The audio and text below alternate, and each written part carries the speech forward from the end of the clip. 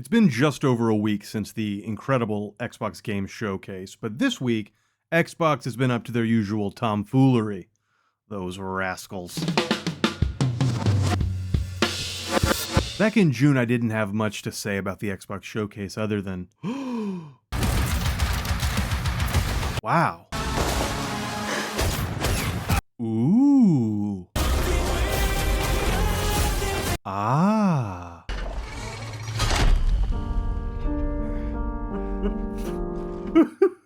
Dom's back. Cool. Neat. And by the end of it, I was like, but this week I have a lot more to say. Why should you care? Is it because I have a copy of Halo 2 and Gears of War 3 and when no one else is around I make him kiss? No. And I would appreciate it if you didn't mention that fact to anyone ever. Is it because I have the best damn gaming takes on the internet, bar none, west of the Mississippi? You tell me. But probably not. In any case, we're going to talk about that awful Xbox commercial, the Game Pass price hikes, and why PC users pay less than console users. Let's get into it.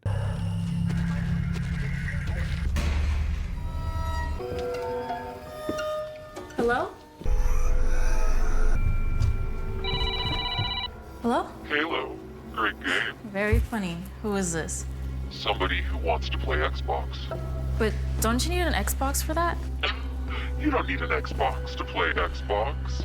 Halo? Great game. I unironically love that. And I can't wait to use it. I'm actually annoyed that's the first time I've heard that. But otherwise, the commercial was just odd. The Scream reference, that's fine, whatever. It feels a little weird that was the best pitch for a Game Pass commercial. I don't know, does Xbox not understand the appeal of their own product? The use of negative language was a terrible choice. No console required. You don't need an Xbox. You don't need an Xbox? You don't need an Xbox. You don't need an Xbox. Game Pass isn't cool because you don't need the box. You don't need an Xbox. It's cool because it's a lot of games available where you want to play. It's Xbox Anywhere, which is already a term Xbox uses, so I don't know why they can't make the leap to this. Xbox, let me help you out. We're going to brainstorm some alternative angles, some more positive taglines, okay? And you feel free to use them. I ask nothing in return, but I wouldn't say no to free shit. Here we go. Xbox everywhere. Flip it. Xbox wherever. Xbox beyond. Xbox for all. Xbox just play. Xbox. Think outside the Xbox.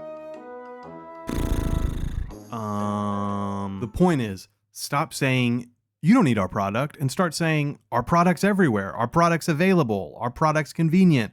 Our product is a positive thing, not our product is useless or our product is unnecessary. That's just, I'm trying to clean your image up here, Xbox. You got to believe in yourself, or who else will?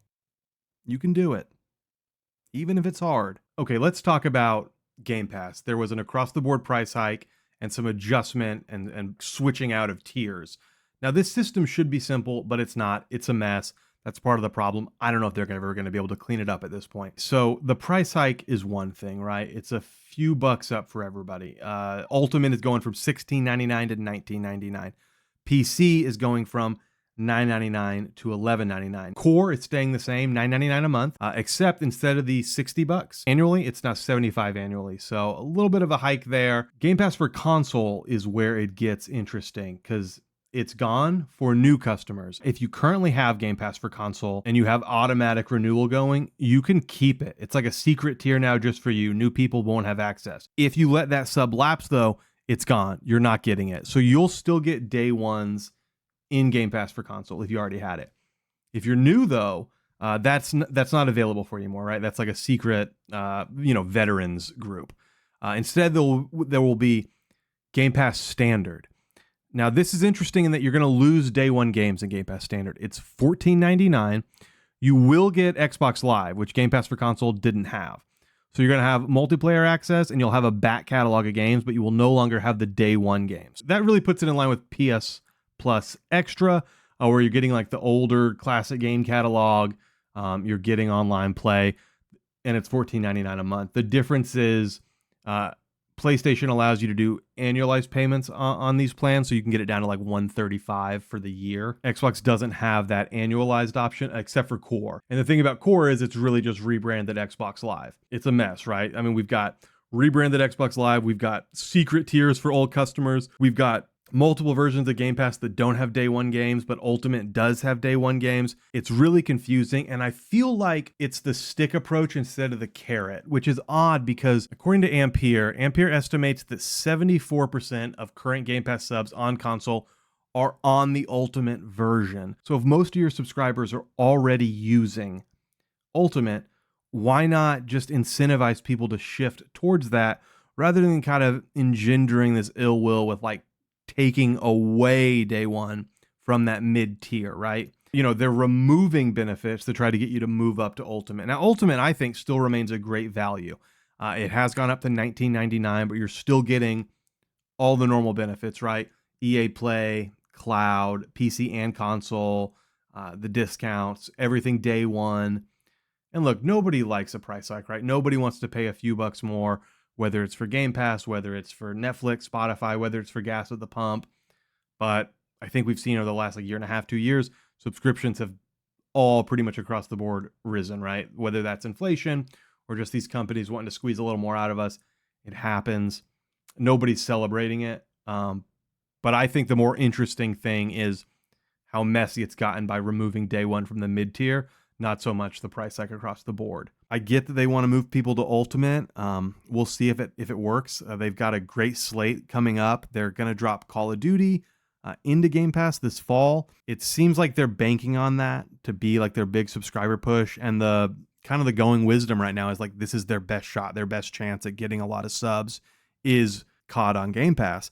Maybe it'll work. I'm a little bit unsure just because the thing about Game Pass that's attractive is that it's for variety gamers, right? People who want to play a lot of games. Does it make sense to pay $20 a month if all you play is COD?